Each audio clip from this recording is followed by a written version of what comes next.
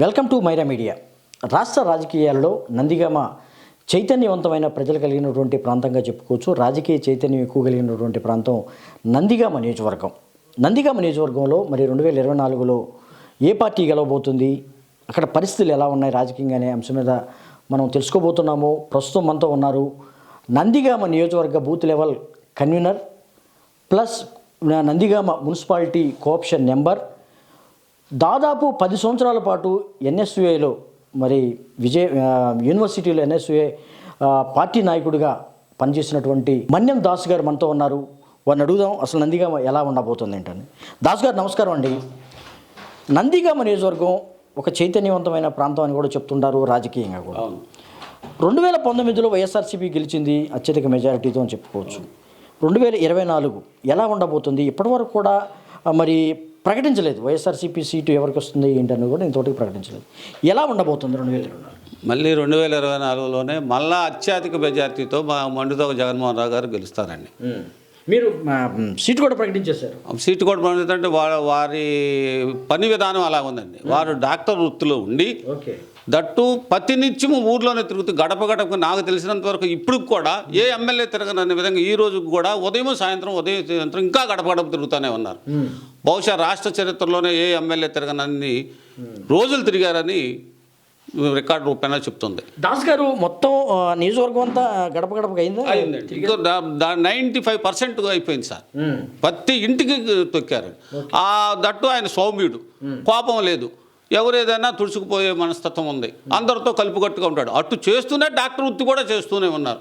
మళ్ళీ డాక్టర్ వృత్తి రోజు హాస్పిటల్కి వెళ్తారు, పేషెంట్ని చూస్తారు, ప్రతినిత్యము నియోజకవర్గంలోనే తిరుగుతూ ఉంటారు. ఉదయం సాయంత్రం ఎవరు చచ్చిపోయినా వెళ్తారు, ఎవరు పెళ్ళైనా వెళ్తారు, ఎవరు దినమైన తద్దినాలను పుష్పవతులు అన్నిటికీ అటెండ్ అవుతారండి. అలాంటి వ్యక్తి సౌమ్యుడు కనుక, మంచి వ్యక్తి కనుక, కరప్షన్ లేని వ్యక్తి కనుక మళ్ళా నియోజకవర్గంలో అత్యధిక పోయినసారి వచ్చిన 12,000 కానీ ఈసారి 24,000 మెజార్టీతో గెలుస్తారని ఆశిస్తున్నాను సార్. ఓకే, నందిగామకు సంబంధించి నందిగామ మొండుతోక బ్రదర్స్ వచ్చిన తర్వాత నందిగామ నియోజకవర్గాన్ని నందిగామ పట్టణం, ముఖ్యంగా పట్టణం అనుకోవచ్చు, నవనందిగామో లేకపోతే అని పేరుతో కొంత అభివృద్ధి చేశారనుకుంటున్నారు. ఏంటి, ఎలా జరిగింది అక్కడ? ఎలా అంటే సార్, మేము నందిగామలోనే 33 సంవత్సరాలు ఉద్యోగం చేసాం. మా కళ్ళ ముందే నందిగామని చూసాం 33 ఏళ్ళు. ఇప్పుడు నవనందిగామని చూస్తున్నాం. మేముండే ఈ ఏరియాలోనే సీఎం రోడ్డు అనేది ఉంది. ఆ సీఎం రోడ్డు చాలా ఇరుకుగా ఉంటుంది. అక్కడ ఒక సామాజిక వర్గం ధన సామాజిక వర్గం ఉంది. వాళ్ళని ఈ ఎమ్మెల్యే కాకోకుండా ఇంకే ఎమ్మెల్యే అయినా కదిలిచ్చేవాడు కాదు. ఆ రోడ్డుని ఎక్స్టెన్షన్ చేశారు. చాలా ఇరుగ్గా ఉంటుంది. ఆ రోడ్డు ఈవేళ ఎలా ఉందంటే మనకి విజయవాడలో బీసెంట్ రోడ్డుని చూస్తే ఎలా ఉందో ఆ విధంగా ఉంటుంది. డివైడర్స్ చేశారు, లైటింగ్ పెట్టారు, అటు వెళ్ళేవాళ్ళు చాలా సుందరవదనంగా దాంతో మొదలుపెట్టింది నందిగామ. ఆ తర్వాత మాకు గవర్నమెంట్ హాస్పిటల్ రోడ్డు అని ఉంది, తర్వాత పరిపూర్ణం హాస్పిటల్ రోడ్డు అని ఉంది, తర్వాత చందాపురం వెళ్ళే రోడ్డు ఉంది, అటు పెద్ద కోనాయపాలెం వెళ్ళే రోడ్డు ఉంది. ఈ రోడ్లు అన్నిటినీ ఎక్స్టెన్షన్ చేసి డబల్ లైన్తో చేసి నందిగామను సుందరవదనంగా చేసి నందిగామ నగర పంచాయతీని గ్రేడ్ 2 మున్సిపాలిటీ స్టేజ్కి తీసుకెళ్ళి నందిగామలో ఆర్డీఓ ఆఫీస్ని తీసుకొచ్చి, నందిగామలో 100 పడకల హాస్పిటల్ని తీసుకొచ్చి, నందిగామలో ట్రాఫిక్ పోలీస్ స్టేషన్ తీసుకొచ్చి ఈ విధంగా అభివృద్ధి చేయటం వలన ఈ 5 సంవత్సరాలనే జరిగింది. ఇదంతా ఇప్పుడే జరిగింది. వీళ్ళు అయినాకే ఈ అభివృద్ధి అంతా జరిగిందండి. మొండుతోక ఎమ్మెల్యే గారు అయిన తర్వాత 100 పడకల హాస్పిటల్ ఏంటి, ఈ స్కూల్ ఒకటి, సెంట్రల్ స్కూల్ ఒకటి తీసుకొచ్చి ఈ విధంగా ఓన్లీ టౌన్ వరకే ఇంత డెవలప్ చేశారు. ఇంకా నియోజకవర్గంలో ఇప్పుడైతే కేసీఆర్ నాని గారు మన పార్టీలోకి వచ్చాక నిన్న ఒక 100 ట్రాక్టర్స్ వాటర్ ట్యాంకులు ఇచ్చాం. ఆయన నిధులతో కోట్లాది రూపాయలు రోడ్లకు ఇస్తున్నారు. అనేక శ్మశానాలు బాగు చేస్తున్నారు, మా షాదీ కణాలు కట్టడానికి ఇస్తున్నాడు. ఇంకా పార్టీలోకి వచ్చారు కనుక ఇద్దరు జోడి బాగుండి ఇంకా చాలా డెవలప్ అవుతుంది. మళ్ళీ కేసీఆర్ గారు ఎంపీ అవుతారు, ఈయన కూడా ఎమ్మెల్యే అవుతారు. దాస్ గారు, నందిగామ సెంటర్లో, గాంధీ సెంటర్లో మామూలుగా కొన్ని విగ్రహాలు అయితే ఉన్నాయి. ఆ విగ్రహాలను తీసేటప్పుడు పెద్ద ఎత్తున వివాదం కూడా నడిచింది. ఇది కోర్టుకు కూడా వెళ్ళారు. ఎందుకు కోర్టుకు వెళ్ళాల్సినంత అవసరం వచ్చింది? అసలు అక్కడ ఏం జరిగింది? నందిగామలో ఒక గాంధీ విగ్రహం మేము పుట్టక ముందు నుంచే ఒకటి ఉందండి. అది గాంధీ సెంటర్ అనే నామకరణంతో ఉంది. ఆ గాంధీ సెంటర్ ఎదురుగా ఒక పార్కు లాగా ఉండి ఆ పార్కులో రాజీవ్ గాంధీ, అంబేద్కరు, మరి ఇందిరాగాంధీ, భగత్ సింగ్, ఇట్టా రమణ, ప్రభాకర్ రావు, పాజీ ఎమ్మెల్యే, ఇలా అందరి విగ్రహాలు ఉన్నాయండి. ఈ ఊరు పెరుగుతుంది. ఊరు పెరిగిన తర్వాత అది అక్కడ ఆ విగ్రహాల వల్ల రోజు కన్జెస్టెడ్ అయింది. అప్పుడు మా ఎమ్మెల్యే గారు చొరవ తీసుకొని గవర్నమెంట్ హాస్పిటల్లో ఉన్న స్థలాన్ని కలెక్టర్ గారితో పై అధికారులతో తీసుకొని కొన్ని సెంట్ల స్థలాన్ని అఫీషియల్గా కేటాయించి ఈ విగ్రహాలన్నీ తీసి అక్కడ పెడతాం జరిగిందండి. ఓకే, అక్కడ ఒక వివాదం అయితే ఉంది, ఇప్పుడు కూడా విమర్శలు అయితే ఎదుర్కొన్న పరిస్థితి కూడా ఉంది. ప్రక్కనే ఉన్నటువంటి వైఎస్ రాజశేఖర రెడ్డి విగ్రహం అలానే ఉంచి మిగతా విగ్రహాలన్నీ పక్కకు పెట్టారు, పక్కకు మార్చారని కూడా ఒక వివాదం అయితే ఉంది, ఒక విమర్శ అయితే ఉంది. దీన్ని ఎలా చూస్తారు? అది ఏంటంటే అది రెవెన్యూ స్థలంలో ఉందండి, ఎంఆర్ఓ ఆఫీస్ స్థలంలో అది ఉందండి. దానికి ఎమ్మెల్యే గారు చొరవ తీసుకొని అఫీషియల్ ఆర్డర్ తీసుకొచ్చి దాన్ని సపరేట్ చేసి పెట్టారు. దానికి ఈ విగ్రహాలకు సంబంధం, అది వేరే స్థలం ఉంది, అది పర్మిషన్ ఉంది. వాళ్ళ వర్షన్ ఏంటంటే ఆ విగ్రహం కూడా ఈ విగ్రహాల్లో పెట్టండి, లేదంటే మేము ఇది చేయము, అన్ని విగ్రహాలతో పాటు పెట్టమన్నప్పుడు మన వర్షన్ అంటే మాకు అఫీషియల్ పర్మిషన్ ఉంది, వీటికి అఫీషియల్ పర్మిషన్ లేదు, వీటన్నిటి ఇప్పుడు ఒక చోట పెడుతున్నాం, రోడ్డు విశాలంగా చేస్తున్నాం, ఎక్స్టెన్షన్ చేస్తున్నాం, అడ్డాలు వచ్చినాయి అని చెప్పి చేయటం వల్ల దాని వేరే ఇది వేరే. వాళ్ళకి అది గిట్టక వాళ్ళకి ఎమ్మెల్యే గారికి బాగా నవనందిగామ నిర్మాత అని పర్మిషన్ పలుకుబడి పేరు పెరుగుతున్నాయనే ఉద్దేశంతో వాళ్ళు కోర్టుకెళ్ళి టెంపరీగా కొంచెం అడ్డం పెట్టారు. అక్కడ విగ్రహం కూడా అండి లిమ్రా బుక్ ఆఫ్ రికార్డులో నేను పుట్టి పెరిగాక ఇప్పుడు వరకు గాంధీ గారి విగ్రహాన్ని నా చరిత్రలో చూడలేదు. ఎక్కడో హైదరాబాదు అసెంబ్లీ హాల్ దగ్గర చూసాము కానీ ఇది బోల్టులతో, సైకిల్ బోల్టులతో తయారు చేసిన విగ్రహం పోత పోసినట్టుగానే నందిగామలో గాంధీ గారు అతి పెద్ద విగ్రహం నడిబొడ్డులో పెట్టారు. ఇలాంటిది కని విని వెరగని విధంగా ప్రతి ఒక్కళ్ళు చూసిన వాళ్ళు కానీ ఎవరైనా ఇలాంటి విగ్రహం ఎప్పుడు ఆ రోజు నందిగామలో గాంధీ విగ్రహం తీస్తుంటే గాంధీ గారికి మరి అవమానం జరిగింది కూడా పెద్ద ఎత్తున విమర్శలు వచ్చినాయి. ఇప్పుడు ఎలా ఉంది? ఇప్పుడు అలాంటి విమర్శించిన వాళ్ళే ఆ విగ్రహం దగ్గరకు వచ్చి ఫోటోలు దిగి ఆ జెండా చూసి ఆ విగ్రహం చూసి ఎంతో సంతోషిస్తున్నారు.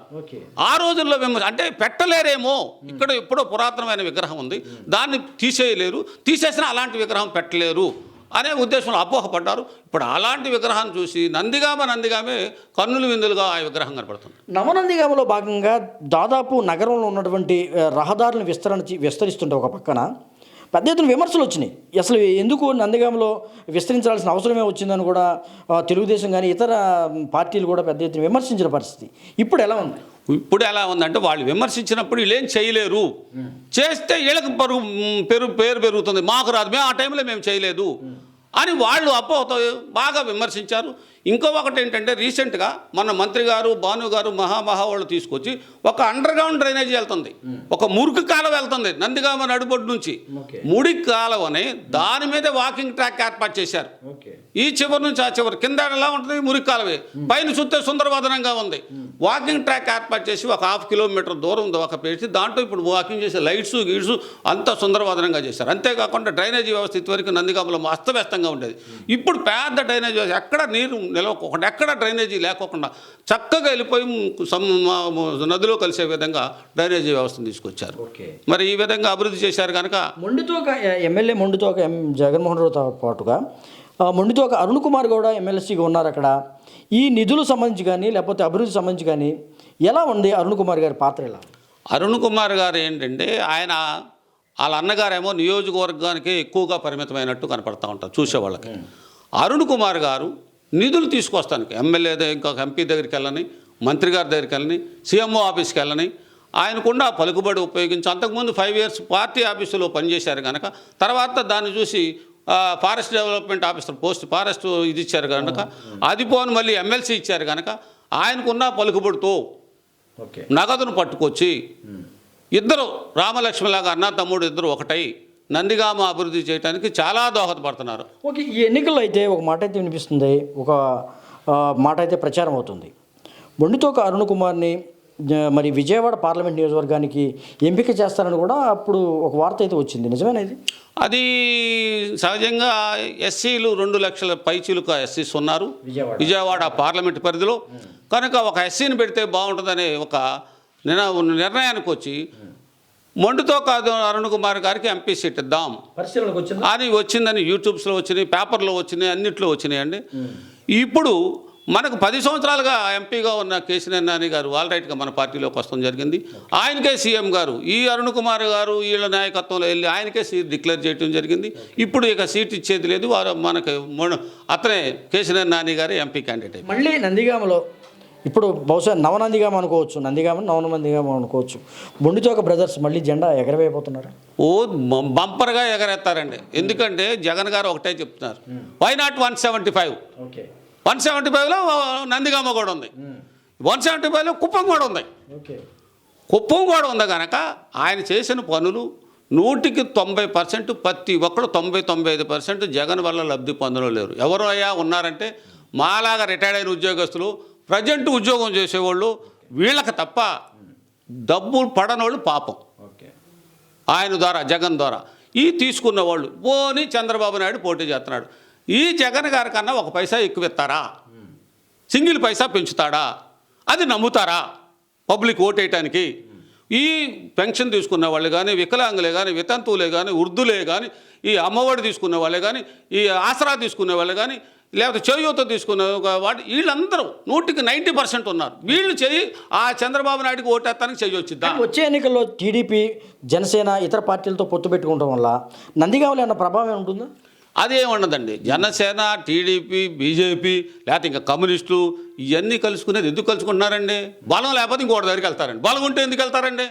చంద్రబాబు నాయుడికి మరి నేను 40 సంవత్సరాలు చేశాను రాజకీయం, ఇన్ని సంవత్సరాలు ముఖ్యమంత్రి అన్న, నీకు బలం ఉంటే నువ్వు ఇండివిజువల్గా పోటీ చేయి. ఓకే, మీ నియోజకవర్గానికి సంబంధించి సీనియర్ నాయకుడు వసంత నాగేశ్వరరావు కూడా ఇటీవల అన్నారు జనసేనకి నందిగామ సీట్ ఇవ్వాలని. అటువంటి పరిస్థితులు ఏమన్నాయి? అది నందిగామ సీటు అది ఇప్పటివరకు డిక్లేర్ అవ్వాలంటే తెలుగుదేశం వాళ్ళు డిక్లేర్ చేసేసారు ఆల్రెడీగా ఆమని. ఇటు వైసీపీ కూడా ఇతనే ఒకసారి నుంచున్నాడు కనుక ఇతనే అన్నాడండి. జనసేనకి వచ్చే అవకాశం లేదు. కాకపోతే ఎవరు ఒపీనియన్ వాళ్ళు తెలియజేయడంలో తప్పేం లేదు. ఇస్తే బాగుండదని నాగేశ్వరరావు గారు అనొచ్చు, ఇంకోళ్ళు అనొచ్చు అండి. ఓకే, కానీ ఇప్పుడు మాత్రం అఫీషియల్గా చంద్రబాబు నాయుడు గారు ఆమెను డిక్లేర్ చేశారు.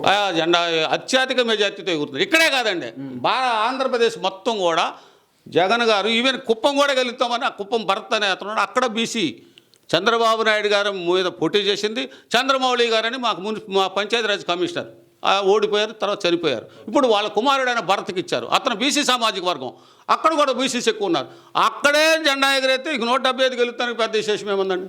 ఇది దాసు గారు చెప్తున్నారు. నందిగామ ఇప్పుడు ప్రస్తుతం నవనందిగామ అయింది. నవనందిగామ అయిన తర్వాత ప్రజలంతా వైఎస్ఆర్సీపీకి బ్రహ్మరథం పడుతున్నారు. నందిగామే కాదు, కుప్పం నుంచి నందిగామ కూడా మొత్తం 175 స్థానాలు గెలుచుకొని మళ్ళీ ఈ రాష్ట్రంలో వైఎస్ఆర్సీపీ జెండా ఎగరబోతుంది. మళ్ళీ జగన్ ముఖ్యమంత్రి కాబోతున్నారని దాస్ గారు స్పష్టంగా ఘంటాపథంగా చెప్తున్న పరిస్థితి ఇక్కడ చూస్తున్నాం.